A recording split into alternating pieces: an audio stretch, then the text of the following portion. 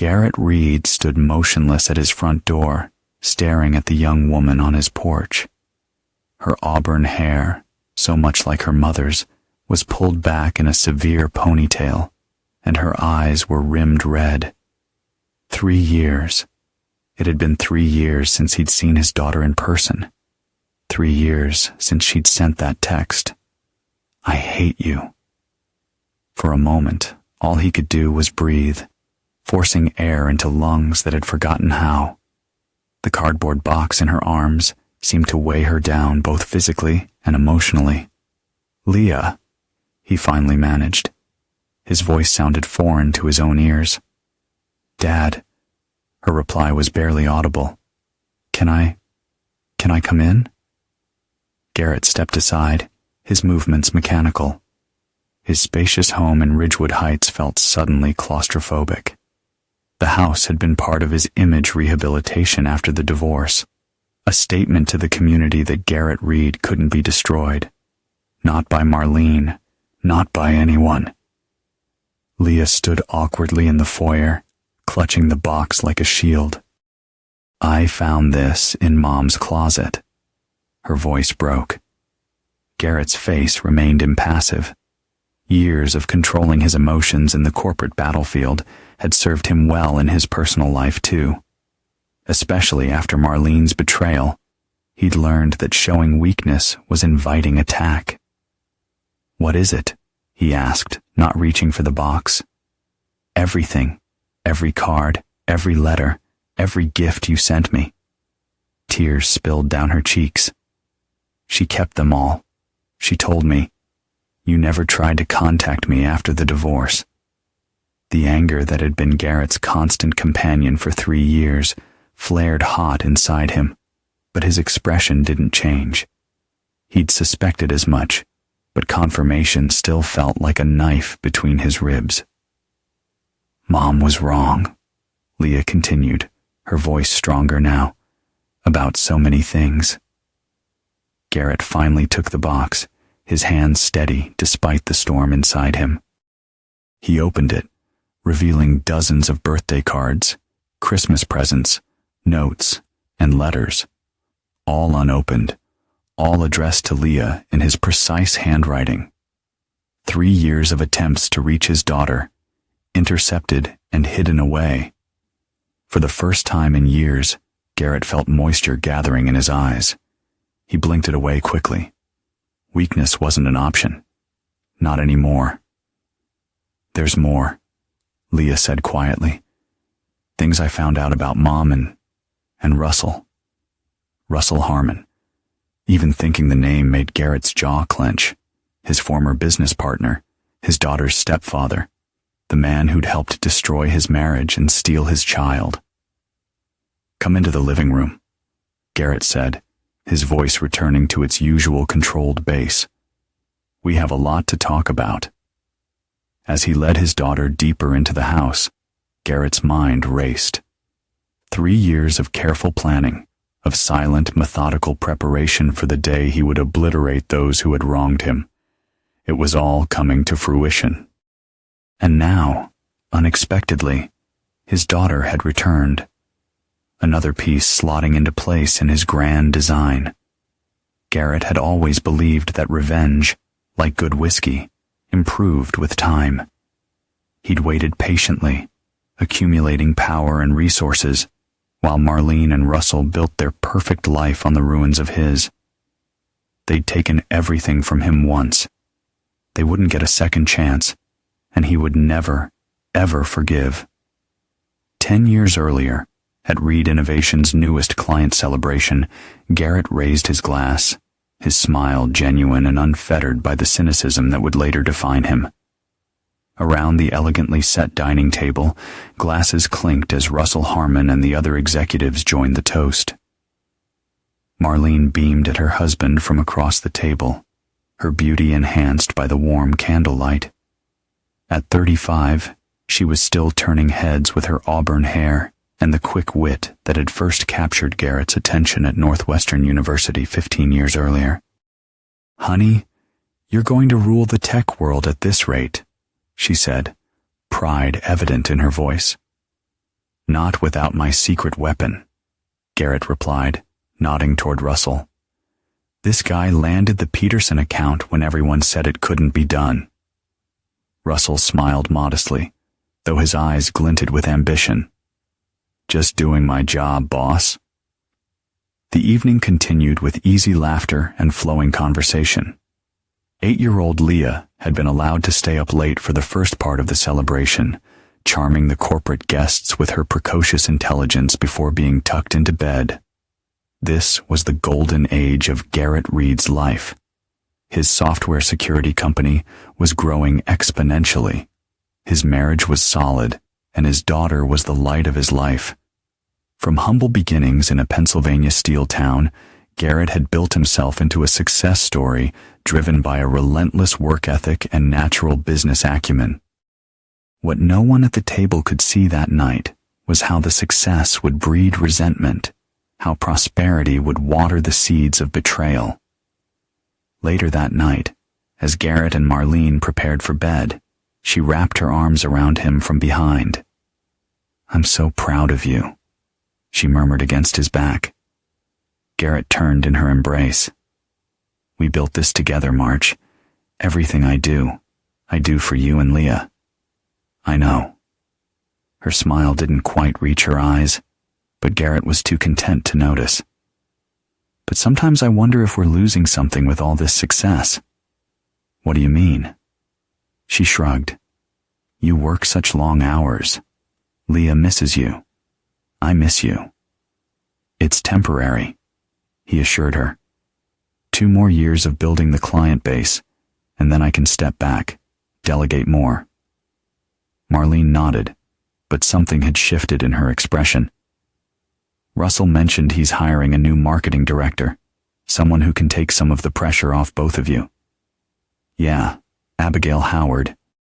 She comes highly recommended." "That's good," Marlene said distantly. "Maybe that means you'll be home more." But increased success only meant increased demands. The following years saw Reed Innovations expand rapidly, with Garrett and Russell traveling frequently. Abigail Howard proved to be an excellent hire, bringing in new clients and innovative marketing strategies. The 3 of them, Garrett, Russell, and Abigail, became an unbeatable team. While Marlene grew increasingly distant, what Garrett didn't see was how Marlene began confiding in Russell during company events. He missed the lingering glances, the accidental touches, the private jokes. He was blind to the growing intimacy between his wife and his business partner, too focused on building an empire to notice its foundations crumbling. By the time Leah turned 11, the cracks in the Reed marriage were becoming impossible to ignore. Marlene had developed new interests that conveniently excluded Garrett. She joined a book club that met on the evenings he was home, took tennis lessons at times when he could have joined her, and planned girls' weekends with increasing frequency. "Is everything okay between us?" Garrett finally asked one night. "Of course," Marlene answered too quickly. "Why wouldn't it be?" "You seem elsewhere lately." She sighed, setting down her wine glass. "Maybe I am. Maybe I'm tired of being a corporate wife whose husband is married to his company." "That's not fair, Marlene. Everything I've built for us." "No," she said, her voice hardening.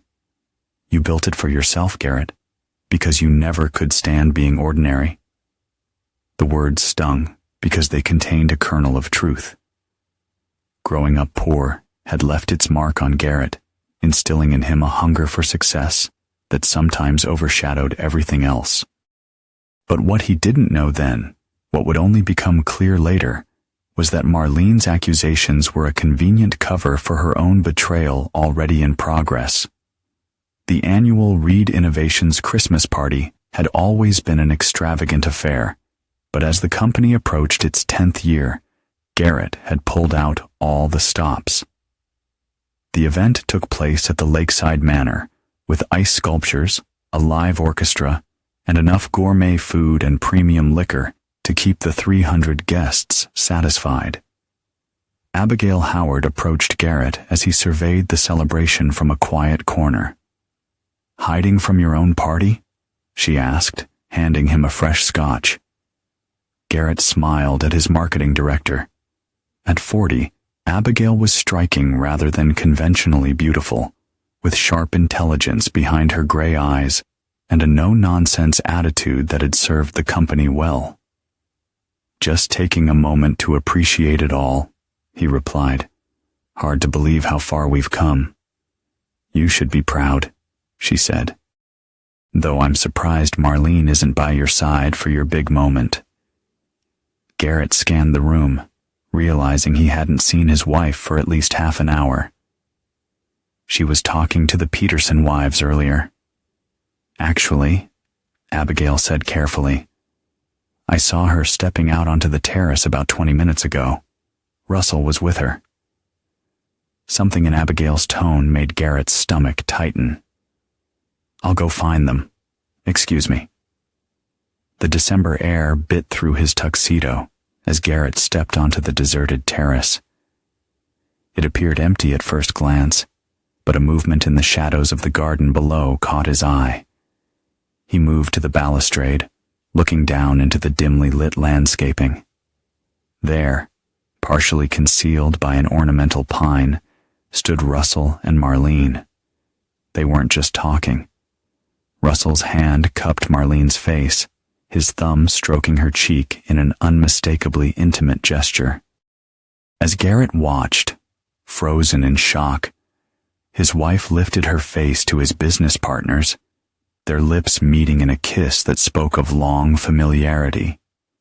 The sight hit Garrett like a physical blow. His mind rebelled against the evidence before his eyes, scrambling for alternative explanations, even as the truth crystallized with brutal clarity. Every late meeting, every weekend conference, every book club night, they stretched before him now in a damning pattern. His first impulse was to confront them immediately, to leap down and tear them apart with his bare hands. But some deeper instinct held him back. The predatory part of his brain, the part that had helped him outmaneuver competitors for years, asserted control. Information was power. Reaction without planning was weakness. Silently, Garrett retreated from the terrace. He found Abigail inside. "How long have you known?" he asked, his voice deadly quiet. She met his gaze unflinchingly. "I suspected for months. I knew for certain 3 weeks ago when I saw them leaving the airport Marriott together." "And you didn't tell me?" "I needed to be sure," she replied. "And I needed evidence that would stand up in court." Garrett stared at her. "What are you saying?" "I'm saying I have photographs, hotel receipts, text message records. I'm saying I've been gathering information to protect you because I suspected this day would come." "Why would you do that for me?" Abigail's expression softened slightly. "Because you deserve to know the truth, and because Reed Innovations can't afford to have its 2 top executives tearing each other apart without preparation." Garrett nodded slowly, a cold clarity washing over him. "Thank you." That night, he didn't confront Marlene. He didn't let on that his world had just imploded. Instead, he lay awake beside her, listening to her breathing and plotting his response with methodical precision. Over the next 3 months, Garrett became the consummate actor. He maintained the appearance of normalcy while working with a ruthless divorce attorney behind the scenes. He secured Abigail's evidence, consulted financial advisors about protecting his assets, and made strategic business moves to minimize Russell's influence in the company. He also spent more time with 13-year-old Leah, knowing that the coming storm would devastate her. Their weekend museum trips and science fair projects became precious memories he stored away, armor against what was to come. When Garrett finally confronted Marlene, it was with the calm of a predator that had its prey cornered. "I know about you and Russell. he said simply one evening after Leah had gone to bed. Marlene's face went white, then red. "Garrett, I can explain." "How long?" She swallowed hard. 2 years. The duration struck him like a physical blow, but he kept his expression neutral. "I've already spoken to my lawyer. You'll be receiving divorce papers tomorrow. Garrett, please. We can work through this." "No," he said, his voice flat. "We can't." "What about Leah?" Marlene asked, desperation creeping into her voice. "I'll be seeking full custody." Marlene's expression hardened. "You won't get it. You're never home. You're married to that company. And you're sleeping with my business partner," Garrett replied coldly. "Let's see which one the judge finds more damaging to a child's welfare." What followed was a divorce that quickly turned vicious. Marlene, realizing she couldn't win on the infidelity front, switched tactics. She began a campaign to paint Garrett as an emotionally absent workaholic who had driven her into another man's arms. She leveraged her community connections, spun sympathetic narratives to mutual friends, and most devastatingly, began poisoning Leah against her father. Despite the evidence Garrett presented, the family court judge awarded joint custody, swayed by Marlene's tearful performance and Leah's obviously conflicted feelings. It was the first true defeat Garrett had suffered in years, and it awakened something dark and implacable within him. As he watched Marlene drive away with his daughter after the hearing, Russell waiting in the parking lot to console her, Garrett made a silent vow. This wasn't over, not by a long shot. They had taken his trust, his family, and pieces of his company, but they had made a fatal error. They had left him alive to respond, and Garrett Reed's response would be the stuff of nightmares. 2 months after the divorce was finalized, Garrett sat in his attorney's office, reviewing the latest motion filed by Marlene's legal team. "She wants to reduce your visitation hours," he asked, his voice dangerously controlled. Barry Simmons, the silver-haired divorce attorney who'd represented Garrett through the proceedings, nodded grimly. "She claims Leah is experiencing emotional distress during transitions between households. Leah's fine when she's with me." Garrett stood and paced to the window. "This is Marlene manipulating her, coaching her, possibly." Barry agreed. "But family courts take children's expressed preferences seriously, especially as they approach their teen years. Leah's 14. She's impressionable. She's being fed lies about you every day she spends with them." Garrett's fist clenched involuntarily. "Russell moved in with them last week. Did you know that? The ink is barely dry on our divorce papers." Barry sighed. "It doesn't look good, but it's not illegal. And unfortunately, it gives Marlene's household the appearance of stability. 2 parental figures instead of 1. Garrett turned, his expression glacial. "I want a psychological evaluation ordered for Leah. I want an investigation into parental alienation. I want every legal maneuver available to expose what they're doing." "That will be expensive, Garrett. And honestly, it could make things worse with Leah if she feels you're attacking her mother." "I don't care what it costs," Garrett replied. "My daughter is all that matters." The custody battle that ensued over the next year became notorious in county legal circles. Garrett spared no expense, hiring child psychologists, private investigators, and parenting coaches. He documented every canceled visit, every negative comment Leah made about her mother's household, every time Russell overstepped his boundaries as a step-parent. But Marlene fought back with equal ferocity. She enrolled Leah in therapy with a counselor who seemed suspiciously predisposed to find fault with Garrett's parenting. She documented his work schedule, his traveling, his late hours.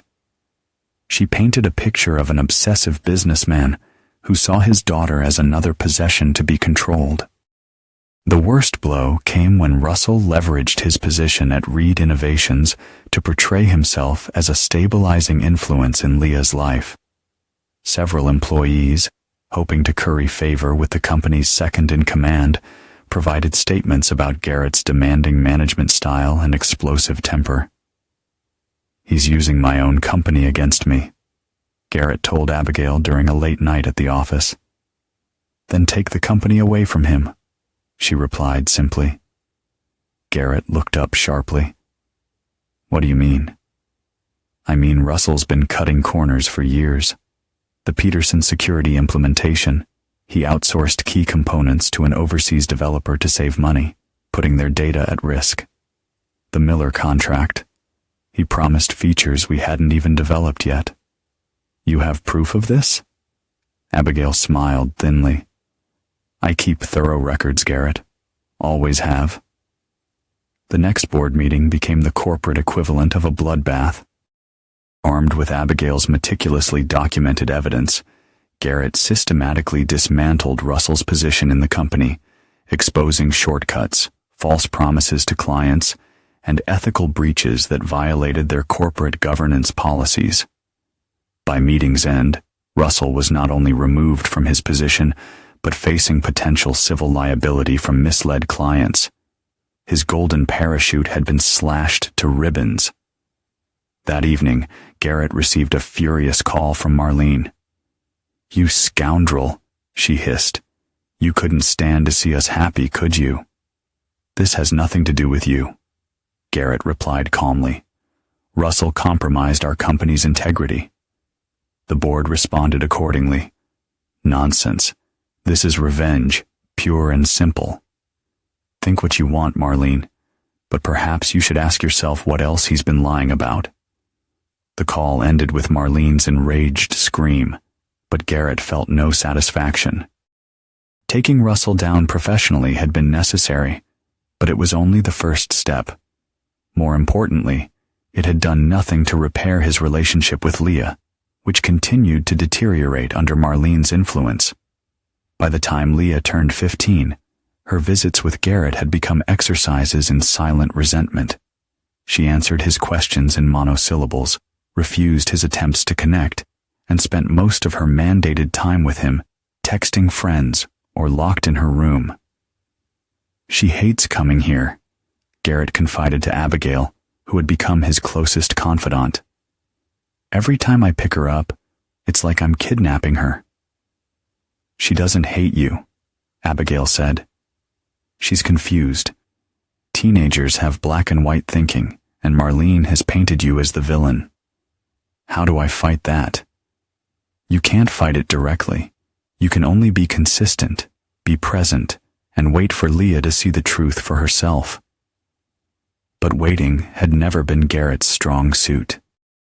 After another disastrous weekend visit, where Leah refused to join a family dinner with his parents, Garrett made a difficult decision.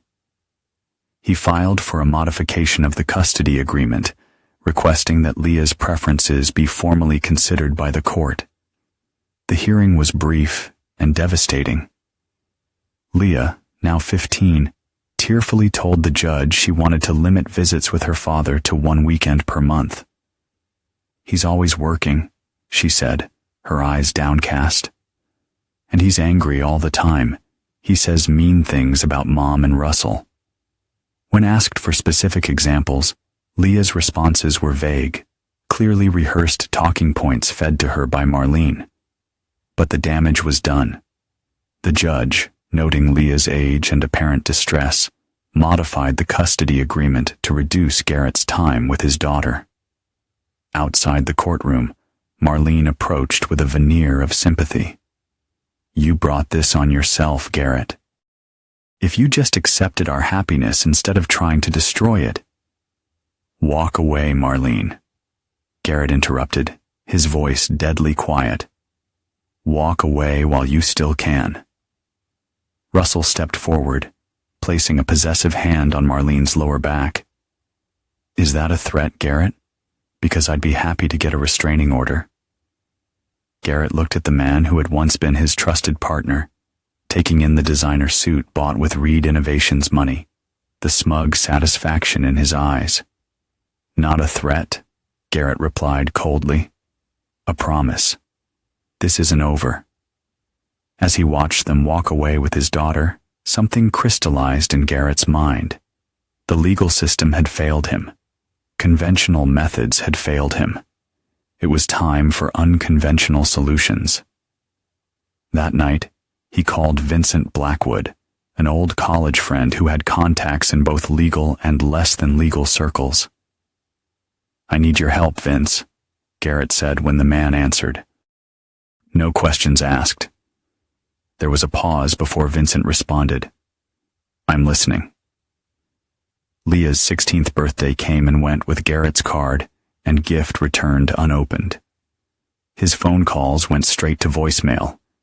His texts received no response. The wall between them had become impenetrable, reinforced daily by Marlene and Russell's influence. But Garrett was far from inactive during this period of estrangement. With Vincent Blackwood's help, he began gathering information, not for another failed legal battle, but for something far more permanent. "Russell's in trouble," Vincent reported during one of their meetings at a nondescript diner outside the city. "After you forced him out of Reed Innovations, he tried to start his own security firm, but his reputation was too damaged. Now he's working as a sales director for Comp Solutions, making about a third of what he used to." "And Marlene?" Garrett asked, not happy about the lifestyle downgrade. "They had to sell the house in Ridgewood Heights and move to an apartment in Westlake. She's been talking about going back to teaching, but so far it's just talk." Garrett nodded, absorbing the information. "And Leah?" Vincent's expression softened slightly. "Struggling. Her grades have dropped. She's running with a new crowd. Edgier kids. There have been a couple of parties broken up by police, though she wasn't detained." A pang of concern shot through Garrett. "Is she in danger?" "Not immediately, but she's searching for something. Stability, maybe. She's not finding it at home." "What else?" Vincent slid a folder across the table. "Russell has some interesting habits. Gambling debts at River City Casino, a female client he meets at the airport Marriott twice a month, and some questionable investments that reek of desperation." Garrett opened the folder, scanning the surveillance photos, bank statements, and detailed reports. "He's cheating on Marlene." "Poetic justice," Vincent remarked. "Not enough," Garrett replied, closing the folder. "Not nearly enough." Over the next year, Garrett maintained this double life. To the outside world, he was the successful CEO of Reed Innovations, expanding the company internationally and developing groundbreaking new security protocols. He dated occasionally, sophisticated, independent women who asked few questions about his past and made fewer demands on his future, but his real focus remained on his elaborate plan for retribution. He purchased a storage unit under a shell company name, slowly filling it with items that would later prove crucial. He cultivated relationships with people in Marlene and Russell's orbit. Leah's school counselor, their apartment building manager, even the barista at the coffee shop Russell frequented. Garrett moved each piece into place with meticulous patience, never rushing, always anticipating the next consequence. Most importantly, he began assembling what he called the Box of Truth, a comprehensive record of Marlene and Russell's betrayal, their manipulation of Leah, and their subsequent failures.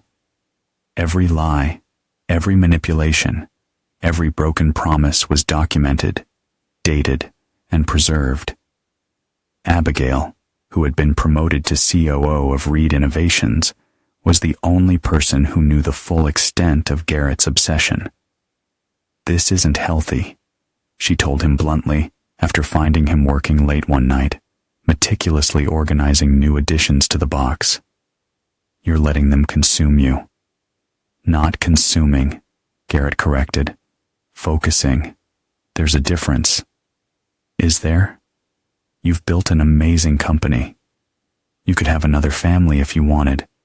Instead, you're pouring your energy into punishing people who aren't worth it.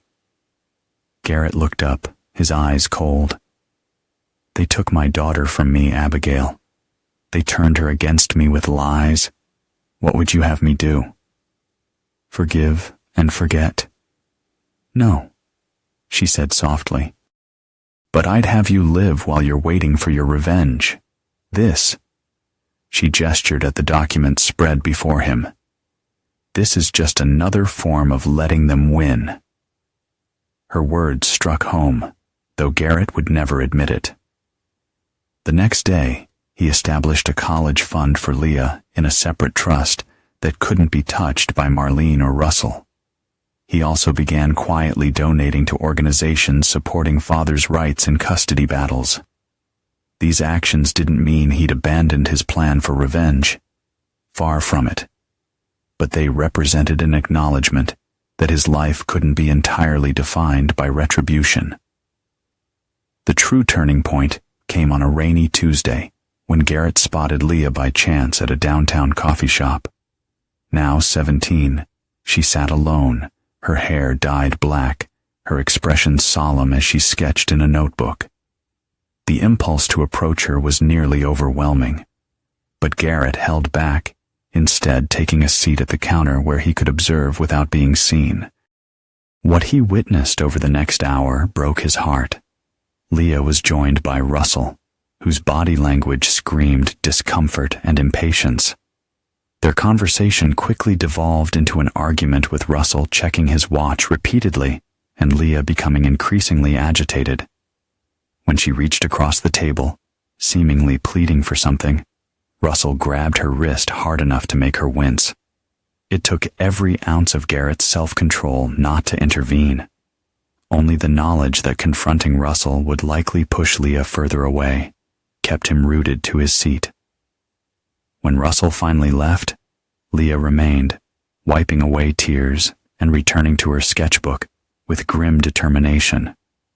As she drew, her face took on an expression Garrett recognized from her childhood, intense concentration masking deep hurt. Before leaving, he arranged with the barista to pay for Leah's drinks for the remainder of the day anonymously. The small gesture was all he could offer in that painful moment.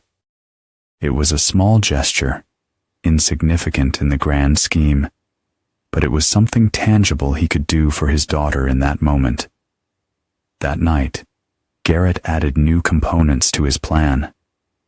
Russell's physical intimidation of Leah shifted something in him, transforming his cold, calculated revenge into something more urgent, more righteous. This was no longer just about his own wounds. It was about protecting Leah from people who would harm her. 2 weeks later, Garrett received the text that would mark the beginning of the end of his silent years. I hate you. Don't contact me again. The message came after Leah's weekend visit to his home, a visit mandated by the custody agreement, but so filled with tension that barely a word had been exchanged between them. Something must have happened after she returned to Marlene's. Some new lie or manipulation that pushed her to cut ties completely. Garrett didn't respond to the text. Instead, he continued sending birthday cards, Christmas gifts, graduation congratulations, all returned unopened, all added to his growing collection of evidence. And he waited, knowing that the truth had a way of surfacing, especially when someone was working tirelessly to bring it to light. You're sure about this? Vincent asked, eyeing the elaborate flowchart that covered one wall of Garrett's home office. Once we start, there's no going back. Garrett stood before the chart, hands clasped behind his back. Each branch represented a contingency, each connection a calculated action and reaction. 2 years of planning had culminated in this comprehensive blueprint for justice. I'm sure, he replied. Leah turns 18 next month. She'll be legally an adult, beyond Marlene's immediate control. That doesn't mean she'll suddenly start answering your calls. I don't expect her to, Garrett said. But it means the legal barriers between us will be gone, and it means the gloves can come off with Marlene and Russell. Vincent studied his friend's face. The two men had known each other since their freshman year of college, when they'd been assigned as roommates. Vincent, the privileged son of a federal judge, and Garrett, the scholarship student working 2 jobs to stay afloat. Their friendship had weathered decades, built on mutual respect and an understanding that both men operated by their own moral codes rather than society's conventions. You thought about the collateral damage? Vincent asked. Not just to them, but to you, to Leah. Every day for 3 years, Garrett answered. That's why the plan is so specific. Surgical strikes, not carpet bombing. Vincent nodded slowly. All right, let's go through it one more time. For the next 3 hours, they reviewed each phase of what Garrett had dubbed Operation Truth.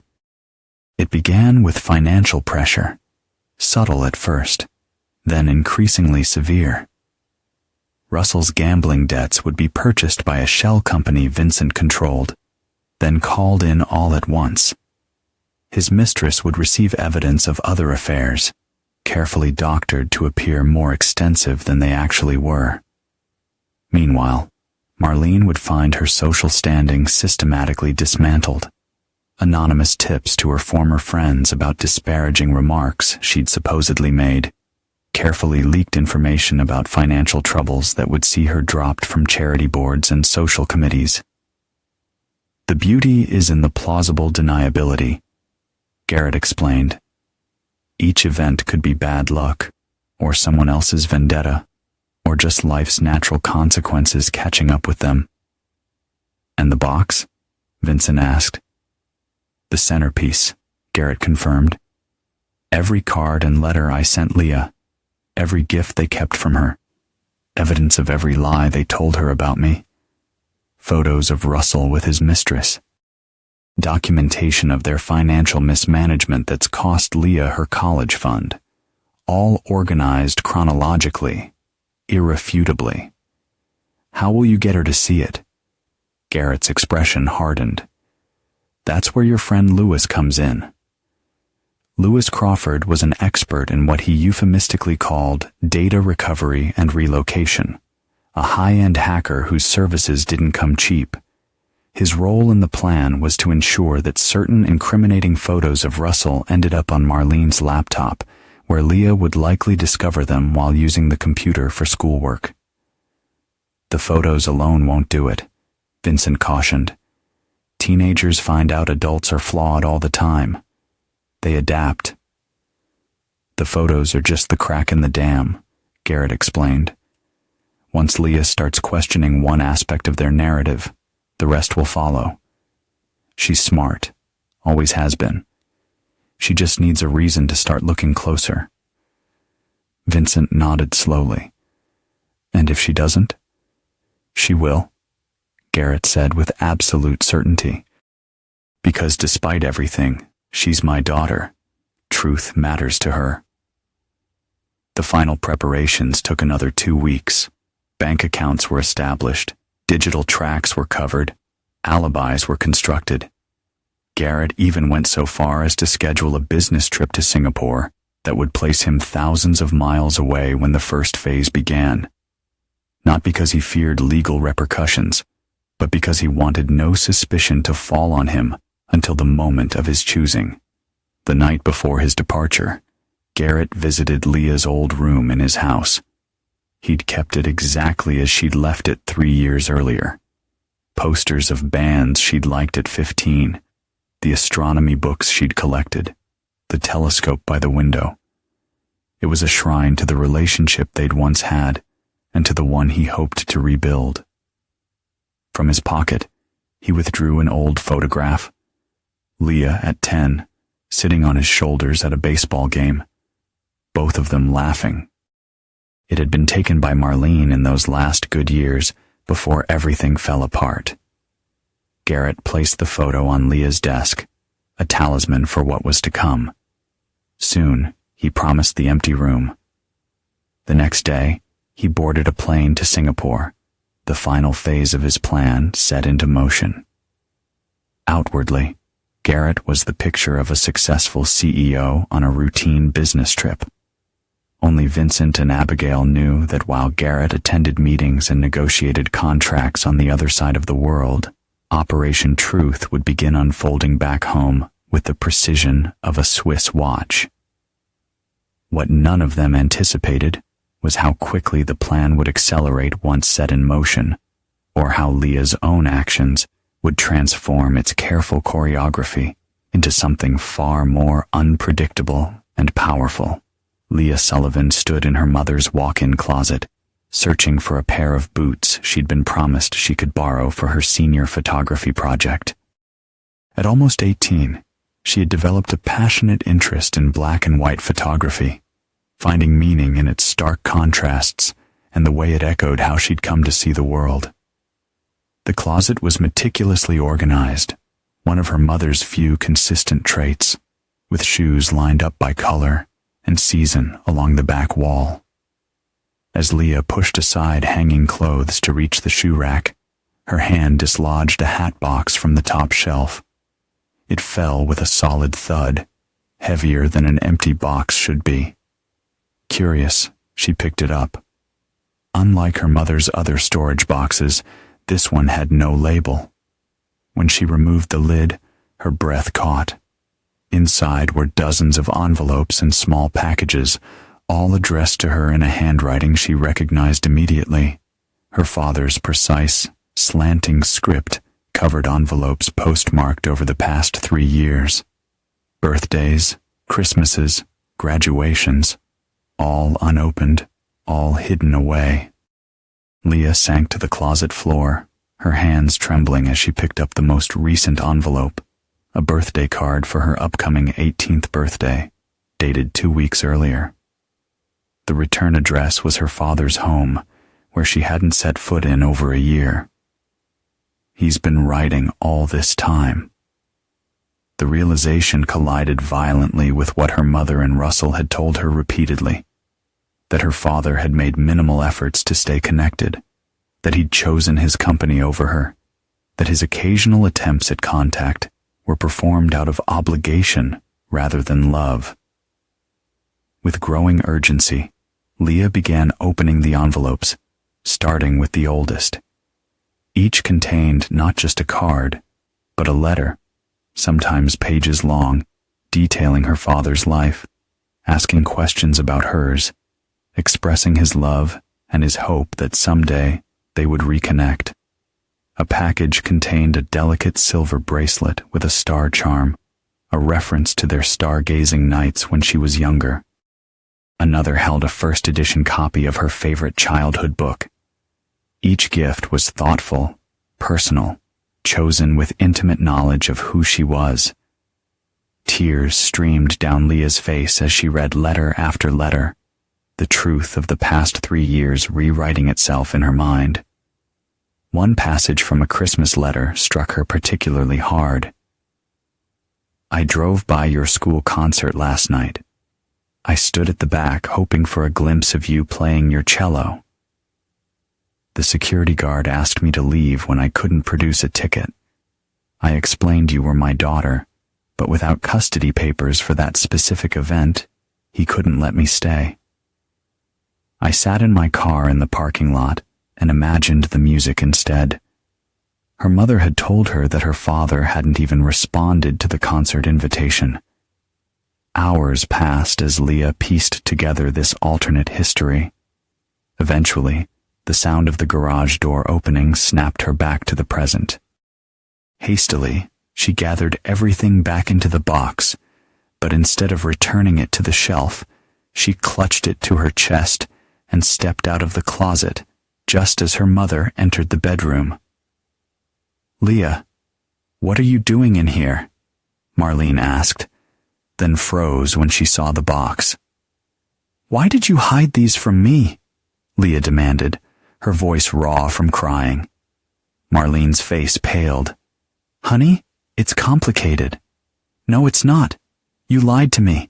For years you told me he didn't care, that he was too busy for me. But he wrote every month. He sent gifts. He tried to come to my concert. Leah, you don't understand what your father is like. I think I'm starting to. Leah cut her off. He's not the one who's been lying to me. Russell appeared in the doorway behind Marlene, his expression shifting quickly from confusion to alarm when he spotted the box. What's going on? He asked, though his eyes said he already knew. Did you know about this? Leah demanded. Russell's hesitation was answer enough. How could you? Leah's voice broke. Both of you. How could you keep this from me? We were protecting you, Marlene insisted. Your father, he's vindictive, manipulative, after what he did to Russell at the company. That was business, Russell interjected quickly. It had nothing to do with you, Leah. But Leah saw something in their exchanged glances, a complicity that sent ice through her veins. More lies. Always more lies. I'm taking this, she said, holding the box tighter.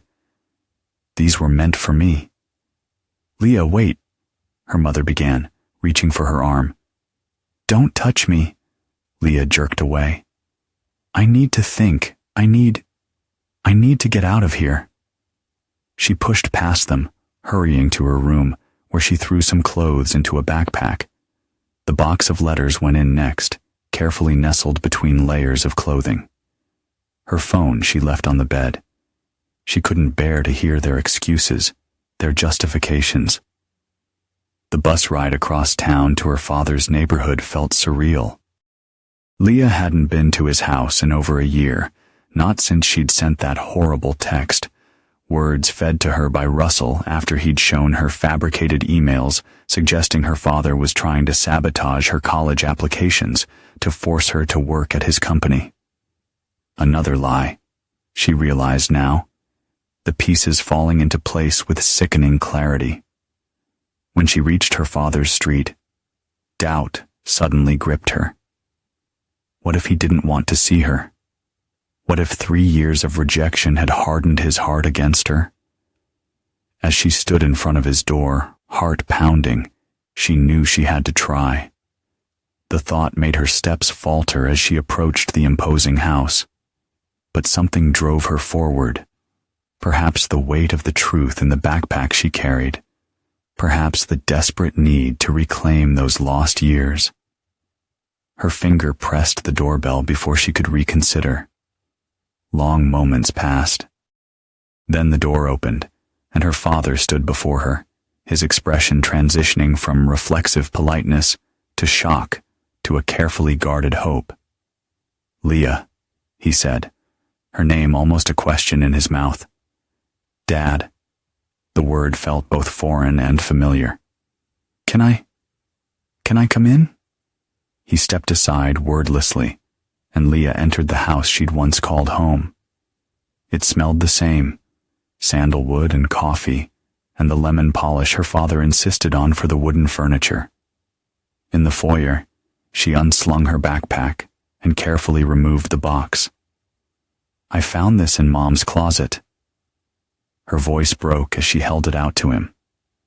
As her father opened the box and saw its contents, something shifted in his face, a crack in the composed exterior he always maintained.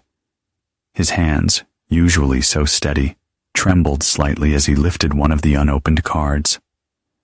She kept them from you, he said. A statement rather than a question. All of them. She told me you never tried to contact me. That you were too busy with the company to care. Her father's eyes closed briefly, pain etching itself into the lines around them. When he opened them again, they glistened with unshed tears. Mom was wrong, Leah continued, her own eyes welling up again. About so many things. The dam broke then, tears streaming down her face.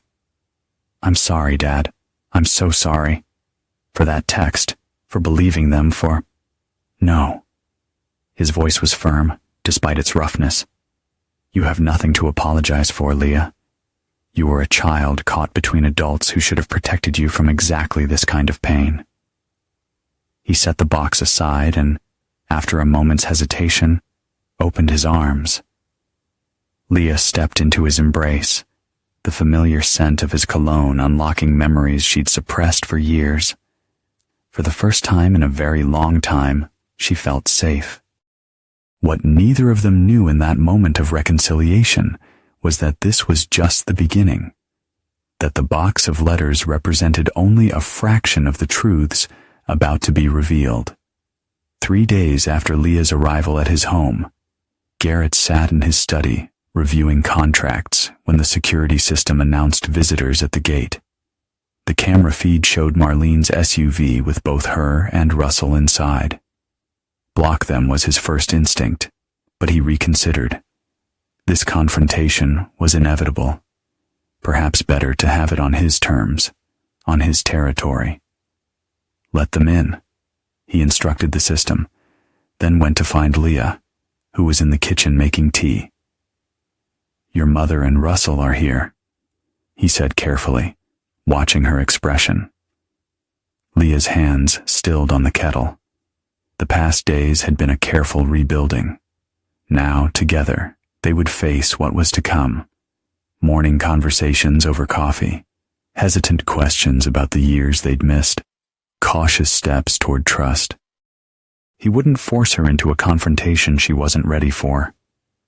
"Do you want me to send them away?" he asked. Leah took a deep breath, squaring her shoulders in a gesture so like his own that it made his heart ache. "No," she decided. "I need to hear what they have to say." Garrett nodded. "I'll be right there with you." "Actually," Leah said, meeting his eyes directly, "I'd like to talk to them alone first, if that's okay." The request surprised him, but he respected the strength behind it. "Of course. Use the living room. I'll be in my study if you need me." Moments later, the doorbell rang. Garrett answered it, his face an expressionless mask as he regarded the pair on his doorstep. Marlene had aged in the past 3 years.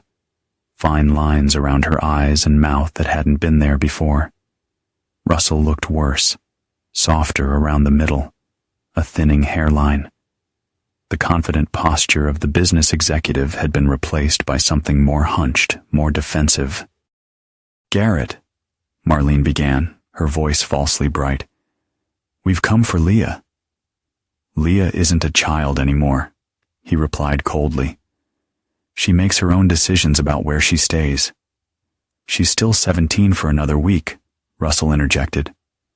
"Legally?" Garrett cut him off. "I can call the police and have you removed from my property. But Leah has agreed to speak with you.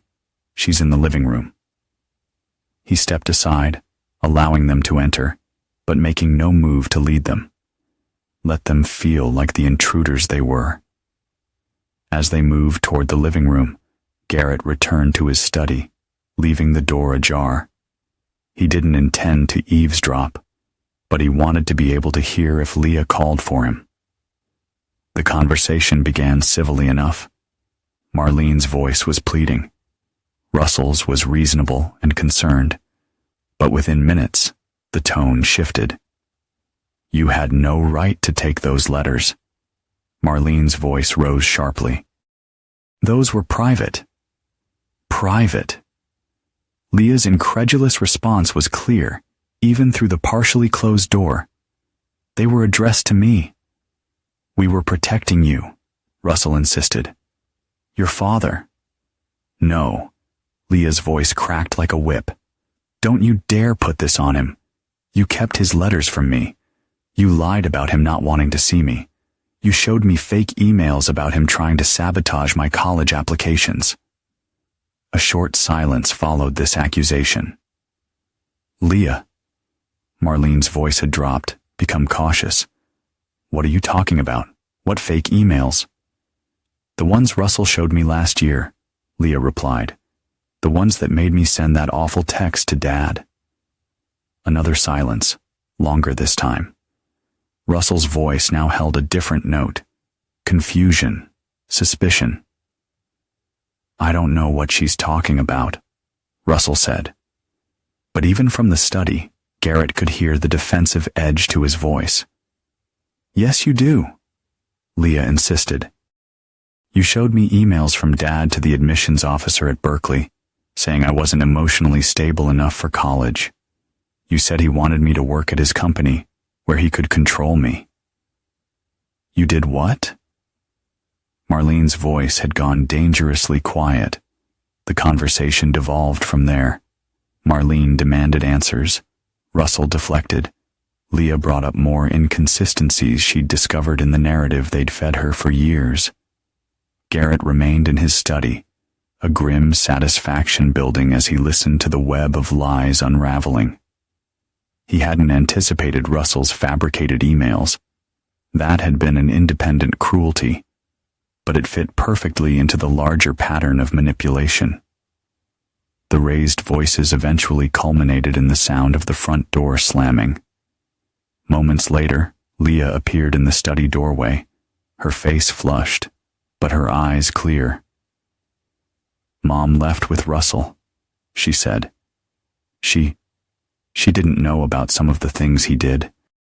The fake emails, the threats to my photography teacher about my independent study. Garrett nodded slowly. Did you tell her about the box of letters? Yes. She tried to justify it at first. Said she was protecting me from false hopes because you'd always put your company first. Her voice broke slightly, but when I showed her the letter about my concert, about you sitting in the parking lot, she couldn't look at me. I'm sorry, Leah. I never wanted you to be hurt by any of this. I know that now. She hesitated, then asked, Did you do something to Russell at the company? He kept saying you destroyed his career out of spite. Garrett considered his answer carefully. Russell made professional decisions that put our clients at risk. The board removed him based on evidence of those decisions. Was I personally satisfied by that outcome? Yes, but it would have happened regardless of our personal conflict. Leah seemed to accept this, nodding slowly. There's something else. Mom said, she said, you've been planning something. You never forgive people who cross you. That you're patient but ruthless. Garrett's expression remained neutral, though internally he reassessed the situation. Marlene knew him well enough to sense the planning behind recent events. She'd always been intuitive that way. Your mother and I have very different perspectives on past events, he said carefully. What matters now is your well-being, Leah. Nothing else. Later that evening, after Leah had gone to bed, Garrett received a text from Marlene.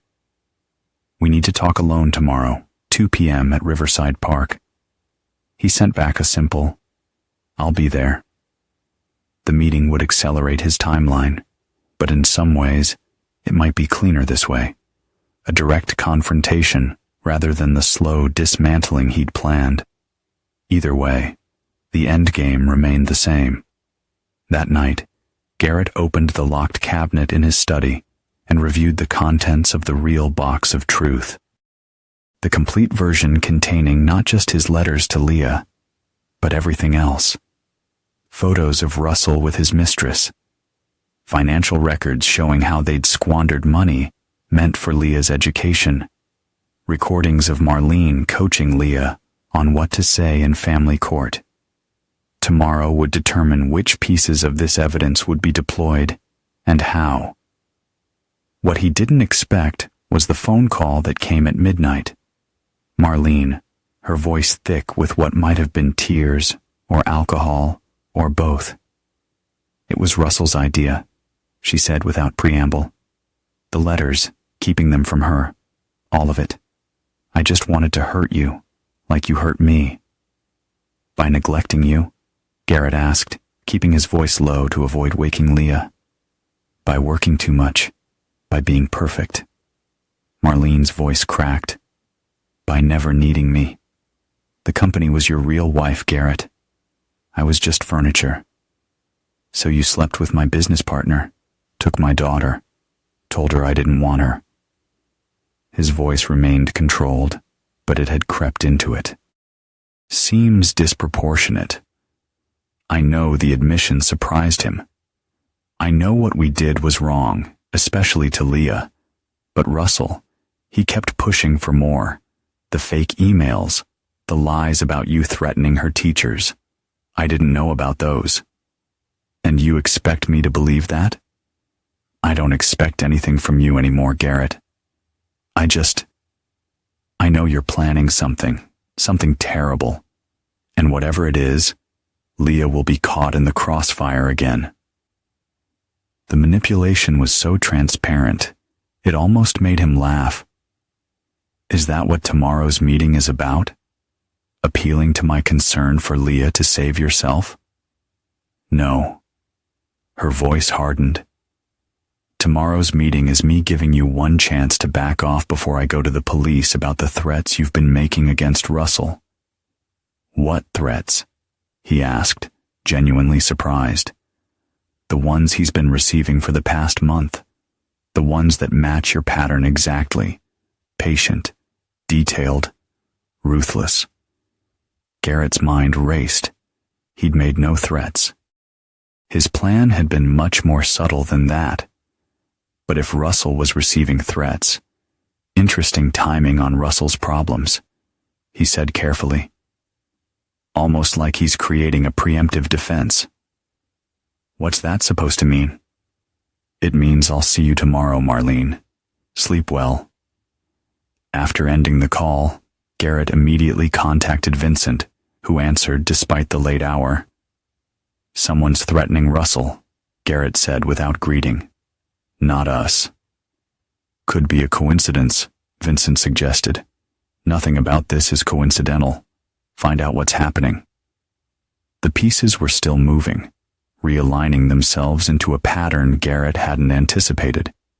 But if there was one thing his years in business had taught him, it was how to adapt to changing circumstances. Tomorrow's confrontation would proceed, but with a new awareness that perhaps this wasn't the only plan in motion. Riverside Park sprawled along the waterfront, a carefully maintained slice of nature within the urban landscape. Garrett arrived early, choosing a bench overlooking the river. The sun was bright, the air crisp, a perfect day for a confrontation. Marlene arrived promptly at 2, her expression guarded. She sat down beside him, leaving a deliberate space between them. You look well, she commented, her voice neutral. So do you, he replied, equally polite. Though I must say, I'm surprised you came alone. No Russell to hold your hand today? She ignored the jab. I wanted to talk to you without him, without anyone else. Just you and me, like old times. Those days are long gone, Marlene. Yes, they are. She took a deep breath. I want to talk about Leah, about what's best for her. And you think that's you? He asked, his voice sharp. No, she admitted. But it's not you either, Garrett. Not anymore. You've changed. You're obsessed. With revenge, with punishing Russell and me. It's consuming you. And what about you, Marlene? He countered. You've been consumed by bitterness and lies for years. You've manipulated our daughter, turned her against me. You've done irreparable harm. And I'm sorry for that, she said, her voice softening.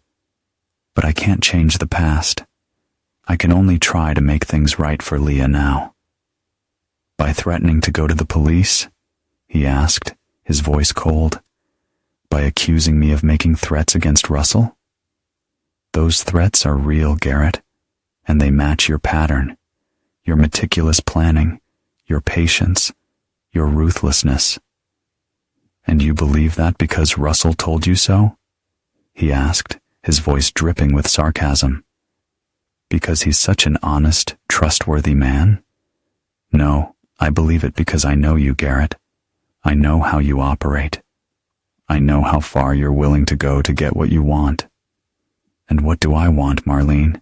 He asked, his voice dangerously quiet. What do you think I'm after? Revenge, she said simply. Pure and simple. You want to destroy Russell and me. You want to make us pay for what we did to you. And what about Leah? He asked, his voice softening. What about what you did to her? That's why I'm here, Garrett. To make sure Leah doesn't get hurt again. To make sure she doesn't get caught in the crossfire of your revenge. And how do you propose to do that, Marlene? He asked, his voice sharp. By threatening me? By trying to turn me into the bad guy? No, she said, her voice firm. By asking you to stop. By asking you to let go of the past and focus on what's best for Leah, on what's best for our family. Our family, he asked, his voice bitter. You destroyed our family, Marlene. You and Russell. You took my daughter from me. You turned her against me. You lied to her, manipulated her, hurt her. And now you want me to just let it go? To forget about it? To forgive and forget? No, she said, her voice softening. I don't expect you to forget. I don't expect you to forgive. But I do expect you to think about Leah. About what's best for her. About what she needs. And I think she needs her parents to put aside their differences and focus on her future, on her happiness. And what makes you think I don't want that too, Marlene? He asked, his voice softening. What makes you think I don't want what's best for Leah? What makes you think I don't want her to be happy? Because I know you, Garrett, she said, her voice soft. I know how you operate. I know how far you're willing to go to get what you want. And I know that right now, what you want is revenge. And I can't let that happen. I can't let you hurt Leah again. And what if I can't let go, Marlene? He asked, his voice soft. What if I can't just forget about what you did? What if I can't forgive you? Then we're at an impasse, she said, her voice firm. Because I can't let you hurt Leah. I can't let you destroy our family. I can't let you consume yourself with revenge. I can't let you become a monster, Garrett. Not again. Not again?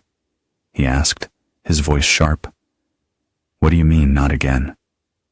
You know what I mean, Garrett, she said, her voice soft. You know what you're capable of. You know what you've done in the past. And I can't let you do it again. I can't let you hurt Leah. I can't let you destroy our family. I can't let you become a monster. Not again. And what if I already am, Marlene? He asked, his voice soft. What if I already have? Then we're at an impasse, she said, her voice firm. Because I can't let you hurt Leah. I can't let you destroy our family. I can't let you consume yourself with revenge. I can't let you become a monster, Garrett. Not again. And what if I already am, Marlene? He asked, his voice soft. What if I already have? Then we're at an impasse, she said, her voice firm. Because I can't let you hurt Leah. I can't let you destroy our family. I can't let you consume yourself with revenge. I can't let you become a monster, Garrett. Not again. And what if I already am, Marlene? He asked, his voice soft. What if I already have? Then we're at an impasse, she said, her voice firm. Because I can't let you hurt Leah. I can't let you destroy our family. I can't let you consume yourself with revenge. I can't let you become a monster, Garrett. Not again. And what if I already am, Marlene? He asked, his voice soft.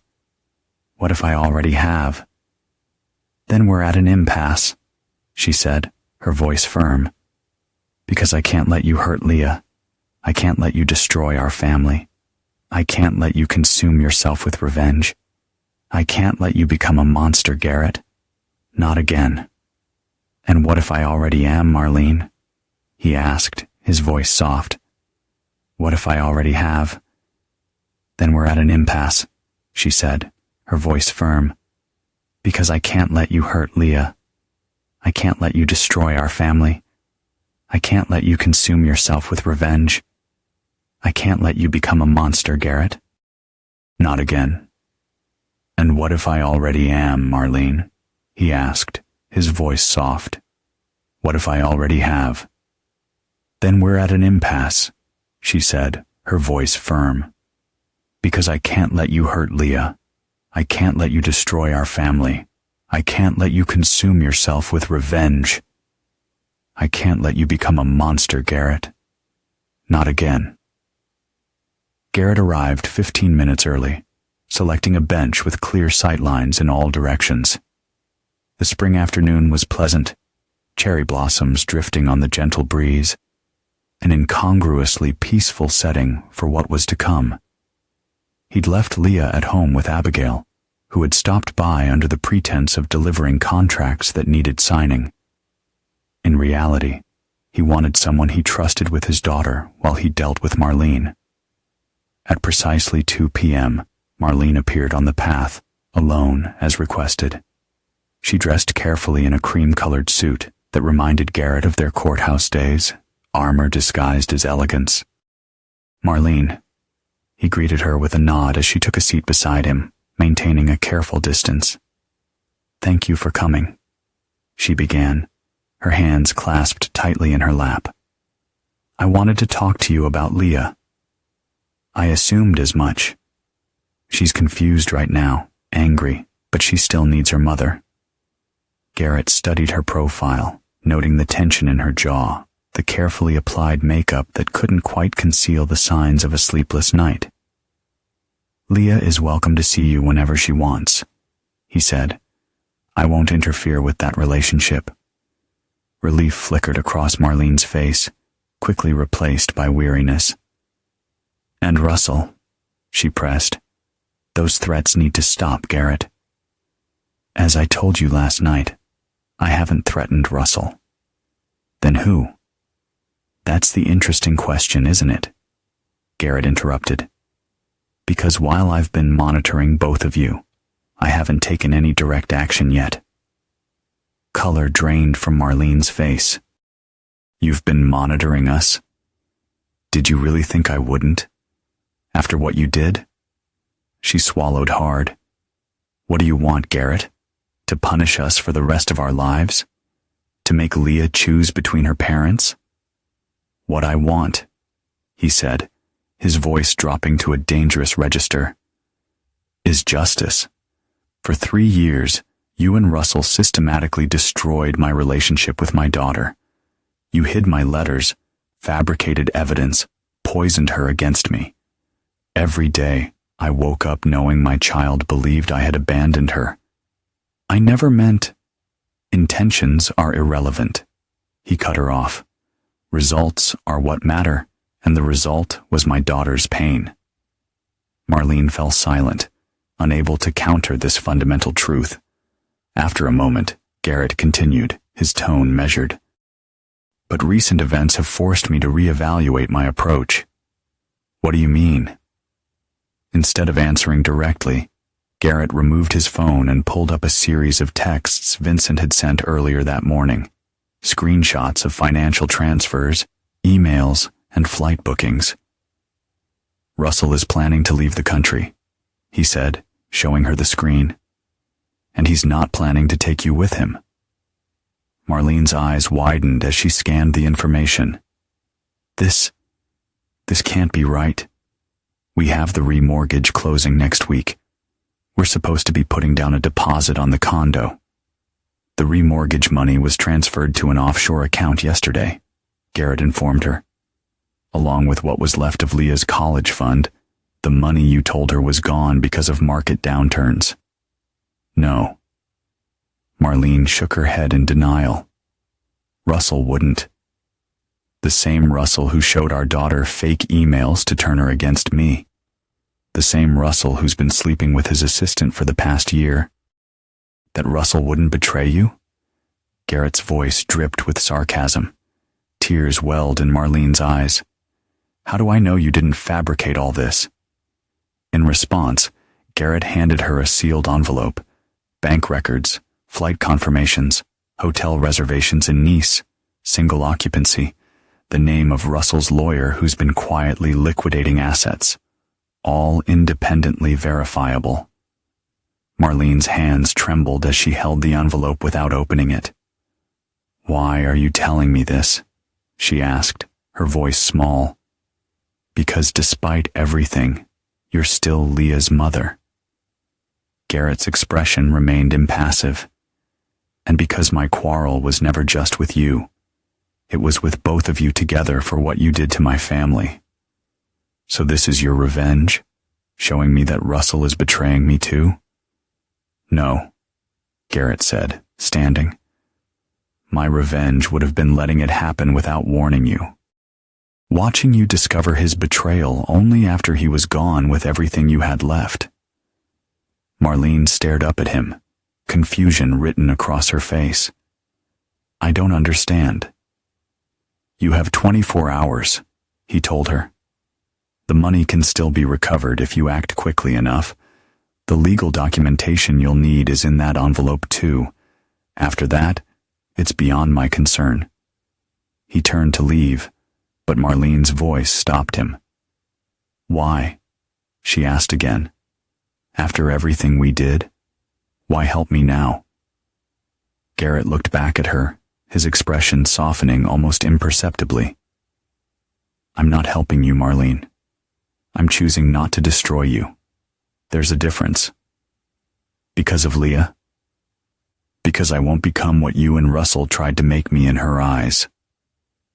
With that, he walked away, leaving Marlene clutching the envelope that contained both evidence of her second betrayal and the means to fight back against it.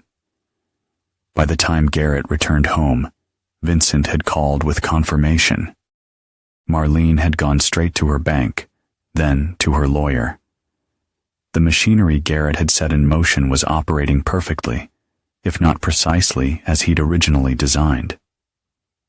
Leah was in the backyard with Abigail when he arrived, the two of them discussing photography techniques beside the koi pond. The sight made something tight in Garrett's chest loosen slightly. This, his daughter, safe and engaged in her passion, was worth more than any revenge. How did it go? Abigail asked quietly when Leah went inside to get her camera. Russell's running, Garrett replied. I gave Marlene the evidence. Abigail raised an eyebrow. That wasn't the plan. Plans change. Marlene is still Leah's mother. And Russell? A cold smile flitted across Garrett's face. He's finally going to get what he deserves. Russell will find that his escape route has certain complications, the kind that involve international banking regulations and flags on his passport. Later that evening, as Garrett and Leah shared dinner, his phone buzzed with a message from Marlene. Thank you. He didn't respond. There was nothing left to say. 3 days later, the story broke in the local news. A prominent sales executive arrested for fraud and embezzlement while attempting to flee the country. Russell's name was splashed across headlines. His betrayal of both his company and his family was detailed in humiliating specificity. In the aftermath, Leah spent more time with her mother, helping her pack up the apartment they could no longer afford. Marlene had found a teaching position at a community college and rented a small house closer to campus. It was a significant step down from the lifestyle she'd enjoyed during her marriage to Garrett, but there was a humility to her now that had been absent before. Mom's different, Leah commented one evening as she and Garrett sat on the back patio. Quiet, more honest, I think. People change when they have no choice, Garrett replied. Did you know Russell was stealing from her too? Garrett considered his answer carefully. I suspected Russell was capable of betraying anyone if it served his interests, including your mother. Leah nodded slowly. She said something strange yesterday. She said, you could have destroyed both of them, but you chose to stop at Russell. Is that true? The truth is complicated, Leah. What matters is that both you and your mother can move forward now. Without forgiveness? She asked, watching him closely. Garrett met his daughter's gaze directly. Some things can't be forgiven, only survived. What your mother and Russell did to you, to us, falls into that category for me. But you didn't destroy Mom when you could have. No, he acknowledged. I didn't. Because you still love her? Leah's question was tentative, hopeful in the way only a child of divorce could be. Because I love you, Garrett corrected gently. And destroying your mother completely would have hurt you too. Leah absorbed this, then asked, and Russell, do you regret what happened to him? Not for a second, Garrett replied with absolute certainty. He made his choices knowing the risks. The consequences are his alone to bear. As the sun set over the garden, painting the sky in fierce oranges and reds, Garrett Reed felt a sense of closure that had eluded him for 3 years. Russell was facing criminal charges that would keep him imprisoned for at least a decade. Marlene was humbled but not destroyed, learning to live with the consequences of her choices. And Leah was here, bridging the gap between her parents while building her own identity, separate from their conflicts. It wasn't perfect, and it wasn't forgiveness. Garrett Reed was not a man who forgave betrayal, but it was justice of a sort, a reckoning that cleared the way for what mattered most. The future he and his daughter would build, one true conversation at a time. His relationship with his daughter was built on truth instead of lies. The box that had started it all sat on a shelf in Leah's room. Now, it was a reminder not just of what had been lost, but of what had been reclaimed. Truth painfully won, but worth every battle. What happens now? Leah asked as darkness fell. Garrett placed his hand over hers, a gesture that would have been impossible months earlier. Now, we start again.